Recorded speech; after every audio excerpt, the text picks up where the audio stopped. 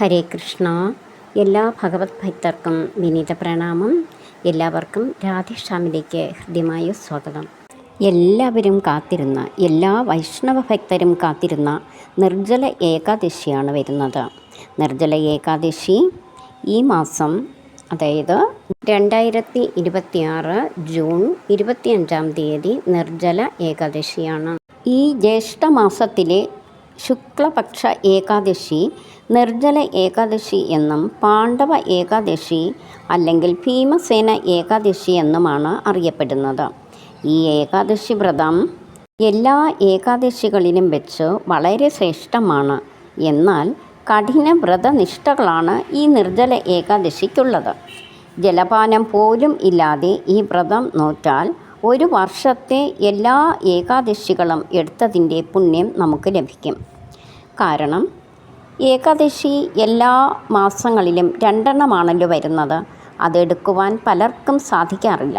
എന്നാൽ ഈ ഒരു ഏകാദശി, ഈ നിർജ്ജല ഏകാദശി മാത്രം എടുത്താൽ ഒരു വർഷത്തെ 24 ഏകാദശികൾ എടുത്ത പുണ്യമാണ് നമുക്ക് ലഭിക്കുന്നത്. എന്നാൽ എല്ലാ മാസവും 2 എണ്ണം എടുക്കാൻ സാധിക്കുന്നവർ തീർച്ചയായിട്ടും 2 എണ്ണം തന്നെ എടുക്കണം. എടുക്കാൻ സാധിക്കാത്തവരുടെ കാര്യമാണ് ഞാൻ പറഞ്ഞത്. ഈ നിർജ്ജല ഏകാദശി വിധിപ്രകാരം നമ്മൾ എടുക്കുകയാണെങ്കിൽ മഹാപുണ്യമാണ് ലഭിക്കുന്നത്. അതോടൊപ്പം തന്നെ ഭഗവാന്റെ കൃപാകടാക്ഷം ലഭിക്കുക വഴി സകല സൗഭാഗ്യങ്ങളും ഐശ്വര്യങ്ങളും ഇഹലോകത്തിൽ അനുഭവിച്ച് ജീവിത അവസാനത്തിൽ മോക്ഷം ലഭിക്കുകയും ചെയ്യും. അതായത് വൈകുണ്ഠപ്രാപ്തിയാണ് ഫലം. ഏകാദശി വ്രതം 3 ദിവസങ്ങളിലായാണ് നാം ആചരിക്കുന്നത്. ദശമി, ഏകാദശി, ദ്വാദശി. ദശമി വരുന്നത് 24-ാം തീയതി ബുധനാഴ്ചയാണ്.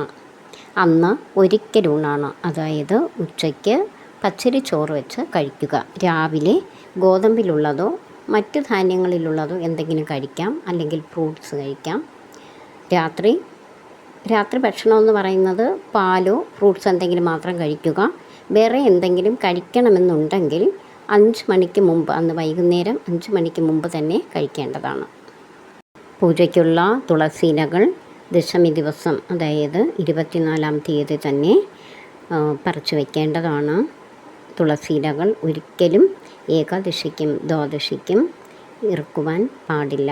ദശമിക്കും ഏകാദശിക്കും ദ്വാദശിക്കും ബ്രഹ്മമുഹൂർത്തത്തിൽ ഉണർന്ന് സ്നാനം ചെയ്ത് 5 തിരിയിട്ട നെയ്ദീപം കൊളുത്തി പ്രാർത്ഥിക്കുന്നത് വളരെ ഉത്തമമാണ്. ഏകാദശിക്കും ദ്വാദശിക്കും വ്രതം ഇരിക്കുന്നതും വളരെ ശ്രേഷ്ഠമാണ്. 3 ദിവസങ്ങളിലും നോൺ വെജ് ഒന്നും കഴിക്കുവാൻ പാടില്ല. കോഫി, ചായ ഒഴിവാക്കുന്നത് ഏറെ ഉത്തമമാണ്. അതുപോലെ ഉള്ളി, വെളുത്തുള്ളി ഇവയും ഒഴിവാക്കുക. ഈ 3 ദിവസങ്ങളിലെങ്കിലും സാത്വികമായ ഭക്ഷണം കഴിക്കുവാൻ ശ്രദ്ധിക്കുക. അതുപോലെ ഉള്ളി, വെളുത്തുള്ളി ഇവയും ഒഴിവാക്കുക. ഈ 3 ദിവസങ്ങളിലെങ്കിലും സാത്വികമായ ഭക്ഷണം കഴിക്കുവാൻ ശ്രദ്ധിക്കുക. ഏകാദശി ദിവസം രാവിലെ ബ്രഹ്മമുഹൂർത്തത്തിൽ ഉണർന്ന് 5 തിരിയിട്ട നെയ്ദീപം കൊളുത്തി ഹരിനാമ കീർത്തനങ്ങളെല്ലാം ചൊല്ലാവുന്നതാണ്. ഭഗവത്ഗീത, ഭാഗവതം, നാരായണീയം, വിഷ്ണു സഹസ്രനാമം, ഹരേ കൃഷ്ണ മഹാമന്ത്രം 108 ജപിക്കുന്നതും വളരെ ശ്രേഷ്ഠമാണ്. ഏകാദശിക്കും ദ്വാദശിക്കും ഭഗവത്ഗീത വായിക്കുന്നത് വളരെ ഉത്തമമാണ്. നാം ഹരിനാമ കീർത്തനങ്ങൾ പാരായണം ചെയ്യുമ്പോൾ വീണ്ടും വീണ്ടും നമ്മൾ ഭഗവാനിലേക്ക് അടുക്കുകയാണ്. നമ്മുടെ കർമ്മഫലങ്ങൾ കുറഞ്ഞ് പാപങ്ങളെല്ലാം നശിച്ച് നമ്മൾ ഭഗവാനോടടുക്കുന്നു. ഉപവാസം കൂടി ചെയ്യുമ്പോൾ, ജാഗരണത്തോടെ ഉപവസിച്ചുകൂടി ചെയ്യുമ്പോൾ അത് ഏറെ മഹത്തരമാണ്. നമ്മൾ ആത്മീയ തലത്തിലേക്ക് ഉയരും. നിർജ്ജല ഏകാദശിയാണ്. ജലം പോലും സേവിക്കാതെ നമ്മൾ ഉപവാസം അനുഷ്ഠിക്കുന്നതാണ് നിർജ്ജലം എന്ന് പറയുന്നത്. ഇത് കഠിന വ്രതമാണ്. ഈ നിർജ്ജല ഏകാദശിക്ക് ജാഗരണം ചെയ്യുന്നതും വളരെ ശ്രേഷ്ഠമാണ്. അതായത് ഉറക്കമൊഴിഞ്ഞ് നിർജ്ജല ഏകാദശി അനുഷ്ഠിക്കുന്ന ഒരാളുടെ പാപങ്ങളെല്ലാം നശിച്ച് വളരെ സൗഭാഗ്യത്തോടെ ജീവിച്ച് ജീവിതാവസാനത്തിൽ വൈകുണ്ഠപ്രാപ്തി ലഭിക്കുന്നതാണ്. നിർജ്ജല ഏകാദശി ദിനത്തിൽ നമുക്ക് എന്തൊക്കെ വസ്തുക്കൾ ദാനം നൽകാം എന്ന് നോക്കാം. ജലവും ഭക്ഷണവും അല്ലെങ്കിൽ വെള്ളം നിറച്ച ഒരു മൺപാത്രം, വസ്ത്രങ്ങൾ, പഴങ്ങൾ, പൂക്കൾ, കുട, ചെരുപ്പ്, ശീതളപാനീയങ്ങൾ. ദരിദ്രർക്ക് പണം ദാനം ചെയ്യാവുന്നതാണ്. മറ്റു മഹത്തായ ദാനം എന്ന് പറയുന്നത് മറ്റൊരാളിന് ആത്മീയ പുരോഗതിയിലേക്ക് നയിക്കുന്ന ശ്രീമദ് ഭഗവത്ഗീത, ഭാഗവതം എന്നിവ ദാനം ചെയ്യുന്നതും ഏറെ ശ്രേഷ്ഠമാണ്. ഇനി നമുക്ക് ഹരിവാസര സമയം നോക്കാം. ഭഗവാന്റെയും ലക്ഷ്മി ദേവിയുടെയും സാന്നിധ്യം ഭൂമിയിൽ ഏറ്റവും കൂടുതൽ ഉള്ള സമയമാണ് ഹരിവാസര സമയം.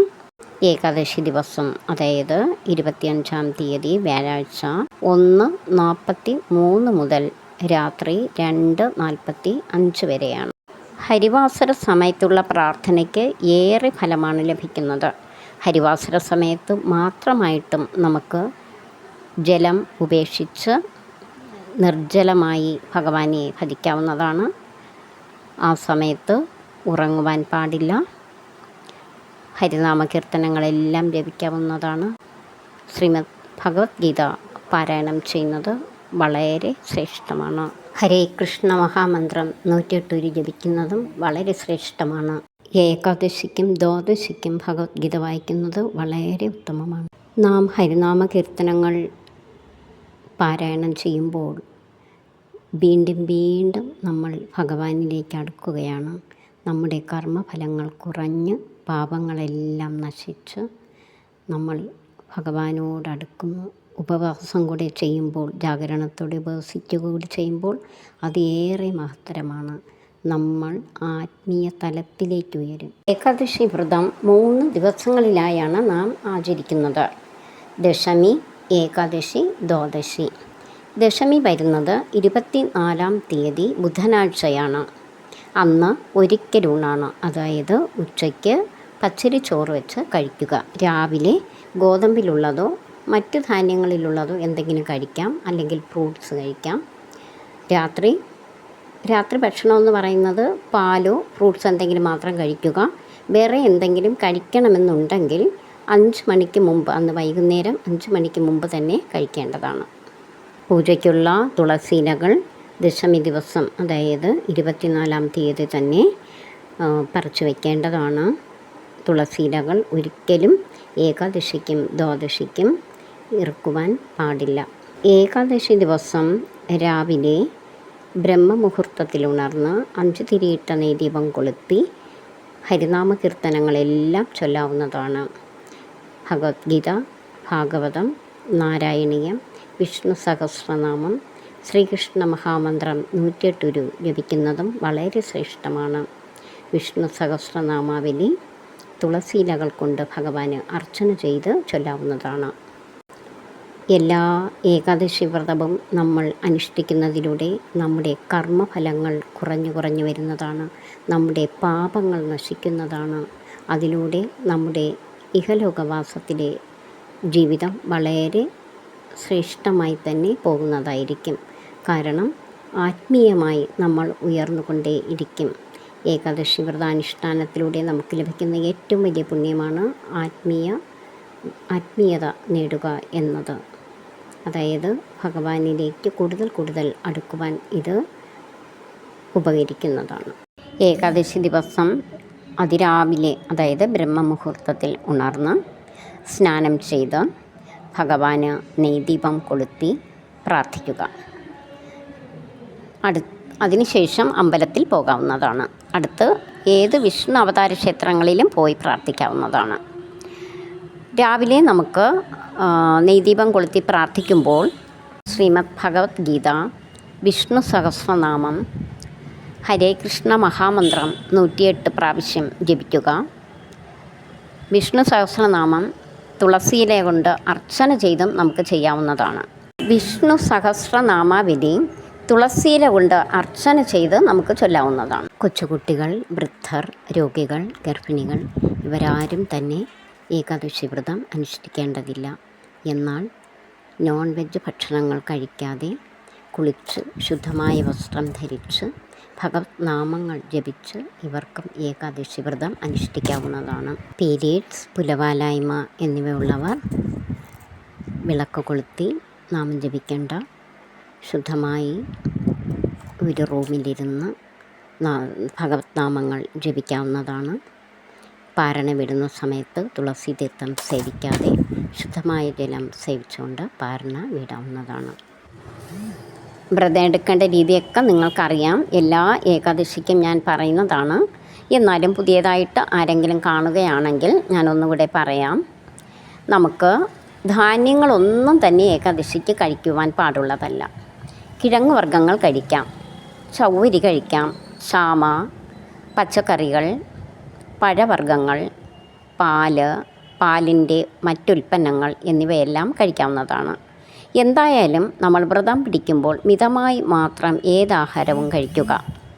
എന്നാൽ ധാന്യങ്ങളൊന്നും തന്നെ കഴിക്കുവാൻ പാടില്ല. ഇനി ഈ നിർജ്ജല ഏകാദശിയുടെ വ്രതകഥ എന്താണെന്ന് നോക്കാം. ഏത് വ്രതം നാം എടുത്താലും അതിൻ്റെ ഐതിഹ്യം മനസ്സിലാക്കിയിരിക്കണം. അത് മനസ്സിലാക്കിയിട്ട് വ്രതം അനുഷ്ഠിക്കുമ്പോഴാണ് അതിൻ്റെ പൂർണ്ണ ഫലം നമുക്ക് ലഭിക്കുന്നത്. ഈ നിർജ്ജല ഏകാദശിയുടെ വ്രതകഥ ഇപ്രകാരമാണ്. പാണ്ഡവരുടെ പിതാമഹനായ വ്യാസമഹർഷി ഒരിക്കൽ യുധിഷ്ഠിരനോട് നിർജ്ജല ഏകാദശിയുടെ മഹത്വത്തെക്കുറിച്ച് വിശദീകരിച്ചു. അപ്പോൾ ഭീമൻ വളരെ വിഷമത്തോടെ പിതാമഹനോട് പറഞ്ഞു, എല്ലാവരും ഒരു മാസത്തിലെ 2 ഏകാദശിയും എടുക്കുന്നു.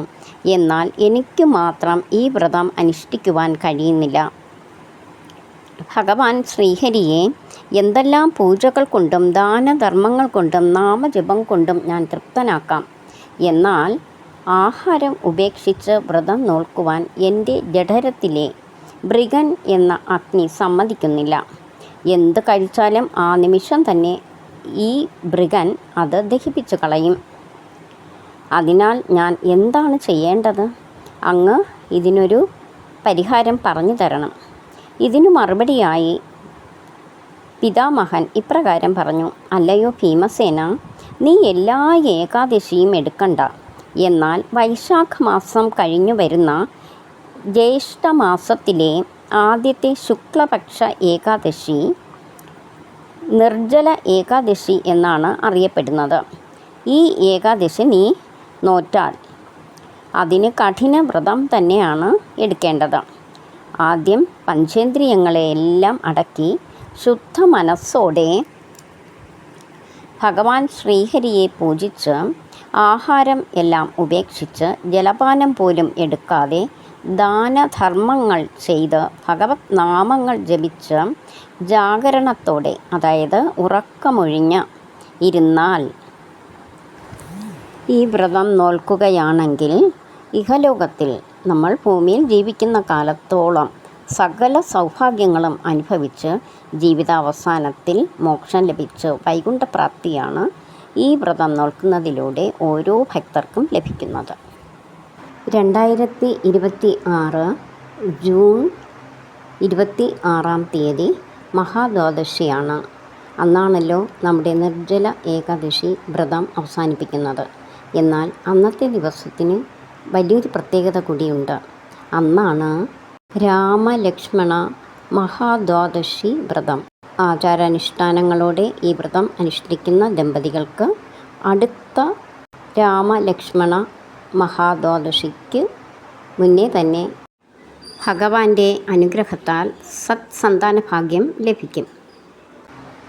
ത്രേതായുഗത്തിലെ ദശരഥ മഹാരാജാവ് വളരെയധികം ദുഃഖിതനായിരുന്നു. തനിക്ക് പുത്രഭാഗ്യമില്ലല്ലോ എന്ന് ദുഃഖിച്ചിരിക്കുകയായിരുന്നു. അങ്ങനെ അനവത്യത ദുഃഖം കൊണ്ട് ദുഃഖിതനായി തീർന്ന ദശരഥ മഹാരാജാവ് രാമലക്ഷ്മണ മഹാദ്വാദശി ദിവസം വ്രതം അനുഷ്ഠിക്കുകയും അടുത്ത രാമലക്ഷ്മണ മഹാദ്വാദശിക്ക് അദ്ദേഹത്തിന് ഭഗവാൻ തന്നെ മകനായി ജനിക്കുകയും ചെയ്തു. ഭഗവാൻ തന്നെ ശ്രീരാമചന്ദ്രനായി അവതരിക്കുകയായിരുന്നു. ഭഗവാന്റെ 2 ചിഹ്നങ്ങളായ പാഞ്ചജന്യം എന്ന ശംഖ് ഭരതനും സുദർശന ചക്രം ശത്രുഘ്നനുമായിരുന്നു. ആദിശേഷനായിരുന്നു ലക്ഷ്മണൻ. അതുകൊണ്ട് സന്താനഭാഗ്യത്തിനായി ദമ്പതികൾ ഒരുമിച്ച് ഈ രാമലക്ഷ്മണ ദ്വാദശി വ്രതം അനുഷ്ഠിക്കുക. ഭഗവാന്റെ അനുഗ്രഹം നിങ്ങൾക്ക് ലഭിക്കട്ടെ എന്ന് ഞാൻ ആത്മാർത്ഥമായി പ്രാർത്ഥിക്കുന്നു. സമ്പൽ സമൃദ്ധിക്കും സകല സൗഭാഗ്യങ്ങൾക്കും ജീവിതാവസാനത്തിൽ മോക്ഷം ലഭിക്കുന്നതിനും ഏറെ ഉത്തമമായ നിർജ്ജല ഏകാദശിയും നിങ്ങളെല്ലാവരും ആചാരാനുഷ്ഠാനങ്ങളോടെ വ്രതം എടുക്കുക. ഇനി നമുക്ക് പാരണ ടൈം നോക്കാം. വ്രതം അവസാനിപ്പിക്കുന്നതാണ് പാരണം. വ്രതം കൃത്യസമയത്ത് തന്നെ നമ്മൾ അവസാനിപ്പിക്കുവാൻ ശ്രദ്ധിക്കണം. തുളസി തീർത്ഥം സേവിച്ച് അമ്പലത്തിൽ പോയിട്ടാണെങ്കിൽ ആ സമയം അമ്പലത്തിൽ നിന്ന് ഭഗവാനെ പ്രാർത്ഥിച്ച് തുളസി തീർത്ഥം അവിടെ നിന്ന് കിട്ടുന്ന തുളസി തീർത്ഥം സേവിച്ച് നമുക്ക് വ്രതം അവസാനിപ്പിക്കാവുന്നതാണ്. അല്ലെങ്കിൽ വീട്ടിൽ വെച്ച് നമുക്ക് പ്രാർത്ഥിച്ച് വ്രതകഥ കേട്ട് നമുക്ക് വ്രതം അവസാനിപ്പിക്കാവുന്നതാണ് തുളസി തീർത്ഥം സേവിച്ചുകൊണ്ട്.